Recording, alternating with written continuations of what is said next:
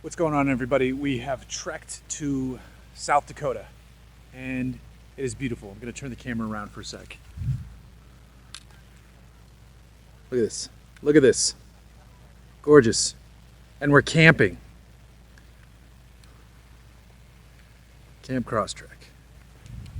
So it's gorgeous here. And tomorrow we will be driving the Subaru Crosstrek. And the thing we're going to be seeing is that. So let's walk over here.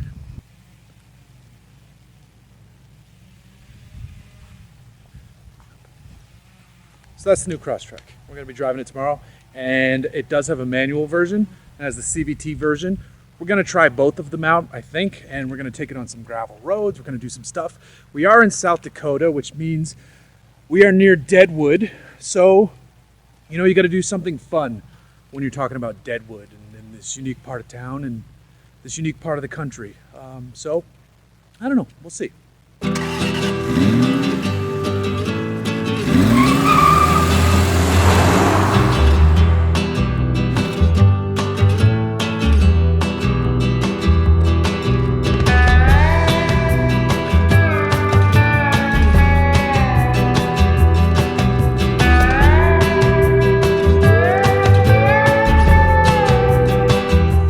We've trekked to South Dakota to sample the all-new Crosstrek. Earlier in the day, myself and Andrew Collins from Jalopnik, we were driving the CVT equipped one, which is the one that most people are going to buy. That's no surprise there. It's going to make up most of their product mix. But not everyone will know this. They offered in the last generation a 5-speed manual in the Crosstrek. Here, the manual was back for the new generation, and now it's a 6-speed manual, which means it's even better on the highway. We've been driving this thing over mostly non-pavement roads and having a blast. Subaru has seen fit to instill an actual handbrake. Sorry, Andrew.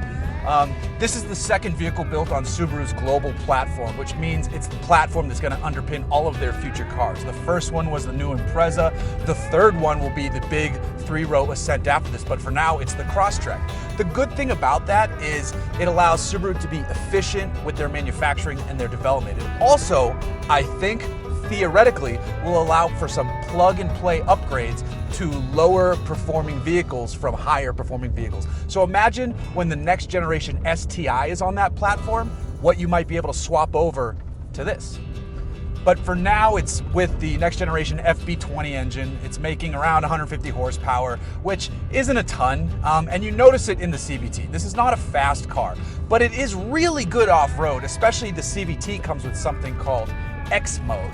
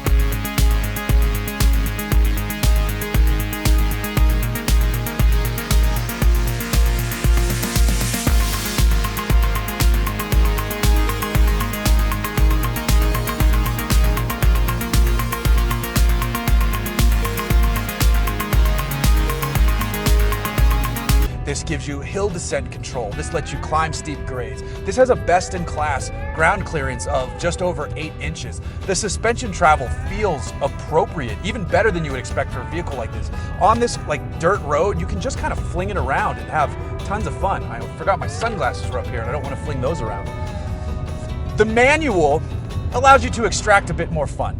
So does the e-brake, but I already showed you that. One thing I also like is they improved the steering ratio. The old car was 16:1. This one is a much quicker, almost BRZ-like 13:1. So when you're caning down some dusty South Dakota back road, you can have a lot of fun in this car. We got it to slide a little bit. We got it to do some fun things. So you can really enjoy this car. Also, one thing I also really like besides the steering ratio upgrade is the fact that they decreased the amount of brake pedal travel required before you start to feel the brakes do their thing. So that means you get on the brakes and they feel how you would expect them to feel.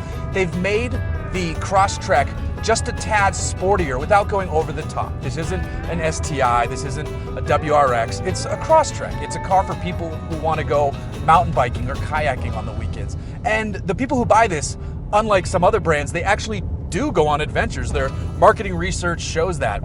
People who buy these cars take them and use them in the way they're supposed to use them. So we're on the road, its road manners are nice. Since it's on this new platform, the chassis is much more rigid and stiff, but it also has better overall NVH. It's quieter in here. This has really good fuel economy. The theoretical range on one of these is something like 550 miles on a full tank of gas. That's crazy, that is tons. This has best-in-class all-wheel drive fuel economy of just over, I think it's about 31 on the highway. But then when you compare that to the competition's front-wheel drive versions, it's better than most of those too. That's supremely impressive. What's also very, very impressive is the price. The Crosstrek starts at around $21,000 for the base 2.0i.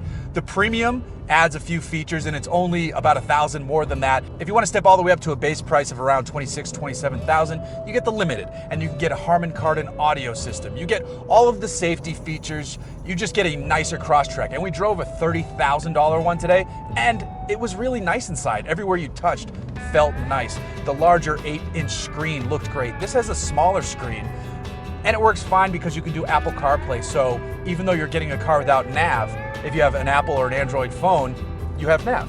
It's great living in the future where things like that work out. Now, if it were my money to spend on a Crosstrek, obviously I'd get the one with the stick.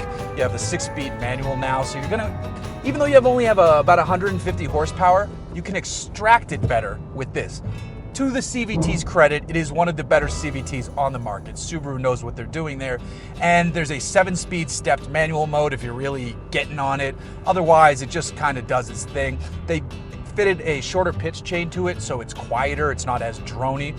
So overall, this is just a surprisingly good driving experience in a compact crossover SUV, especially at the sub 30,000 price point. Now, if you want the big Limited, you're right at 30,000, and we're pretty sure that one was very nearly fully loaded. You get stuff like swiveling headlamps and all kinds of extra stuff. The seats were nice, but I like cloth because leather's not roasting your ass in the middle of the day. On the outside, they only upgraded the looks a little bit. You know, they changed the nose a little bit. They changed the way that the taillights open out back so that you have 4 more inches of rear hatch opening. So the packaging is a little bit better. There's a little bit more rear seat legroom, but they didn't mess with the formula too much because this thing is just going up all the time in terms of sales.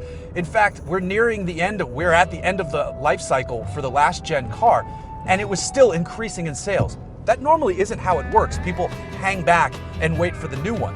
But they're not doing that here. They're buying it. Give me it. I don't care if it's not the new one. Give me it. I want it. But then those who are waiting for this one are getting a better Crosstrek. It's quieter. It's better. It drives nicer. It's on the new platform, so it's safer too.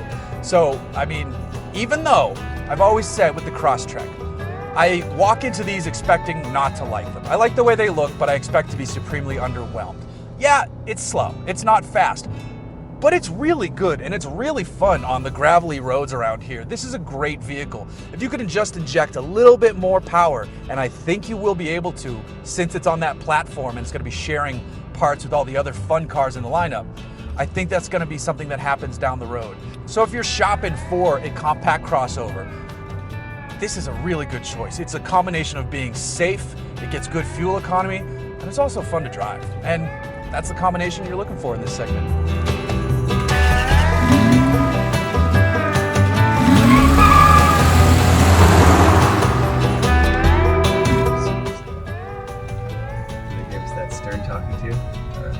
Why did they give us that stern talking to? Well, Mr. Jeffrey was a little bit aggressive with the gas pedal, but they should be glad. I didn't feel too uncomfortable.